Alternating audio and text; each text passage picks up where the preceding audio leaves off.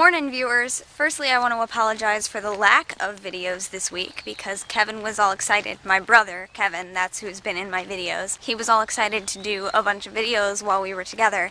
And there is one video that we want to do. I don't know if maybe we'll get a chance to do it today, but today's Friday. It's my last day here. I'm going back home because his dad will be back and then I don't have to drive my brother to work anymore. So anyway, this is my last day in the area and we didn't get a chance to go to a bunch of the parks that are in the area this week because I've been sleeping. You know, it's like 6:30 in the morning right now and I've been going back to the house and catching up on sleep at this point. But today, since it's my last day, being conveniently right here, I thought I would hit up some of the parks. So this is one park. I had to drive down a couple miles of really rough dirt road to get here. Apparently it used to be a Native American settlement of a group whose tribe name is not known because they never had contact with Europeans, but the Hurons who lived across the river told historians what this tribe was like, so we know a little bit about them. This was all on a little informational thing up at the front. But anyway, I am walking down this lovely trail. It is going to take me eventually right up to the Grand River. And yes, it's beautifully bright green and you can hear rain because it has been extremely rainy the past 2 days. And yet here I am walking with just 2 sweatshirts on and no umbrella because I have an umbrella, but I left it in the car. So silly me, but yes. That's what we're doing. Okay, so here's the little informational thingy. Prehistoric earthen enclosure, officially known as the Lyman site. 2 earthen walls bordered by ditches, steep cliffs provide natural barriers on 2 sides of the enclosure. So since this sign is right here, and I reached it walking this direction, I would say that must be the enclosure they're talking about.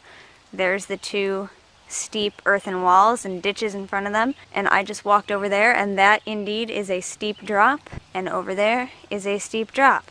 This is apparently the Lyman site, and it says that there's evidence that the walls were built around 140 BC or BCE, and archaeological digs have uncovered many artifacts here, including pottery, shreds, tools, pipes, and beads. Kind of a big deal. They've evidently done some remodeling. I don't think this was original. And then there's all these little trails that go off to the side, like looking over the cliffs. So of course I keep following them to go look. But then you get there and all you see is like, oh look, a steep drop that I don't really would feel like climbing down. I think that's the river down there. I can't really tell. I can't see it. Can you see? Oh, now we're coming up to a little fancy thing, which tells me I hope we can see better here. Yeah, starting to be able to see a bit. This is the Grand River. This is a great day to be here, I think, because yesterday was so rainy, everything was foggy. On my way back from rehearsal last night, I couldn't see driving. I couldn't see anything more than 10 feet in front of me on the road. Everything was covered in fog, and I love fog. So I think this looks wonderful. Look how muddy. It's all brown. There we have it. The Grand River. Isn't it grand? Oh look, it's just one little treat after another. There was a little rock a ways up that said it was dedicated to the Crowfoot family who originally inherited this property. And now there's a bunch of boulders. Oh my gosh, oh my gosh. Okay, let's go down here first and look at this one. And look at that, oh my god, just everything is so cute. Camp, whoa, I'm not going to try to pronounce that. Totem Stone. A youth military camp. Upon completing 2 years, each cadet's last name was carved into this stone. Many of the young men who trained here went on to fight in World War I. Ooh, look at that. Oh my gosh, this is so cool. Cool, okay, so you can, now that I know there are names, I didn't see names when I first looked up at it. But now I can see them. Oh, and a bird just flew out of the thing. And then here's a little overlook point. Oh my gosh, my camera's gonna run out of battery before I even get to the other park, you guys. Maybe I'll have to go back to the other park later, but I want to do it all now. I'd rather just do it all now while I'm out, and then I can take a nap when I get home if I want. Look at the moss. Oh, it's so cushy. Look, I'm still wearing my pajamas because I just wake up and take Kevin to work. Looks like there's a name in this stone too. I feel like I'm in a much more exotic place than I am right now. Oh, we're behind the fence. And then this stone is behind little chains, also has names in it. George E. Stevens Memorial Stone. While attending the camp that other stone is from, the one that I won't try to pronounce, he carved this stone with the following message. George dug up this stone when a cadet in 1913. He joined the National Guard at age 17, died a hero in France during World War I as he attacked a machine gun nest. Also carved into the stone is the following: killed in action July 29th, 1918 at France, George E. Stevens. And there's a poem that people wrote in his memory. You can pause the video and read that if you want. Here's a little bench, and whenever I see a little bench looking out away from the trail, I figure there must be something nice to look at. But sometimes there's not. Sometimes there are just benches. And down there, what appears to be maybe a little creek or maybe part of the river. So this appears to be a very pretty little place to walk around, and I'm only on one of the trails. There's 3 trails. One of them is really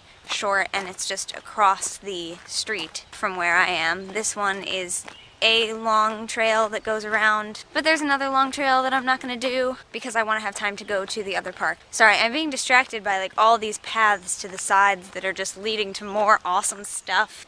Oh, look at how cute this is. Oh my gosh. Can we just all, oh my, what?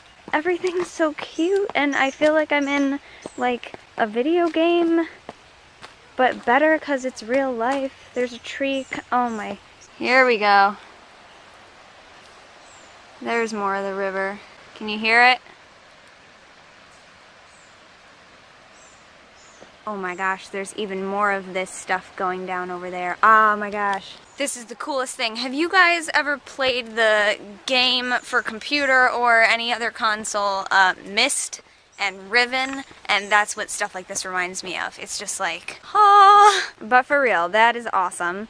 And looks like this goes to more of it. Oh my gosh, like kid in a candy store, me in a park. It's amazing. And what's even better is that it's 6:30 in the morning. No one else is here. I was the only person in the parking lot. Look at this. The stairs are wet, but here we go. Oh hey, clearly there's another part of the park over on the other side of the river.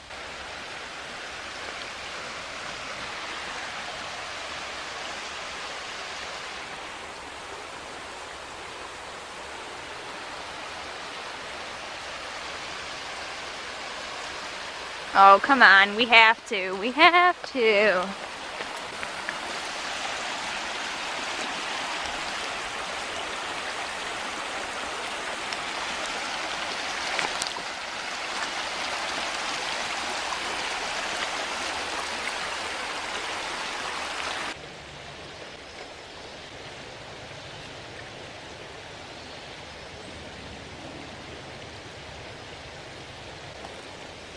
This is the Grand River again. Aw, pretty birds flying around. Coming up those stairs was difficult. There's a lot of them. So I picked up some bottles that people had thrown underneath the stairs, but I got my butt all wet sitting on the stairs trying to reach these. So hopefully when I get up to the front, I think there's a recycling thing. If I didn't pick up garbage while I'm at a park, what kind of tree hugger would I be? I've got peace like a river, I've got peace like a river, I've got peace like a river in my soul.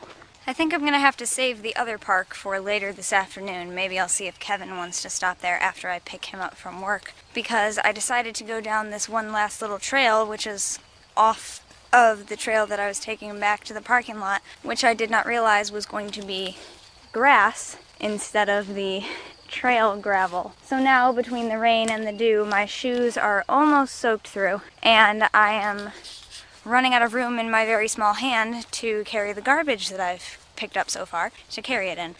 Oh, I'm dropping things now. But I happened to drop it right near this pretty, pretty spider web.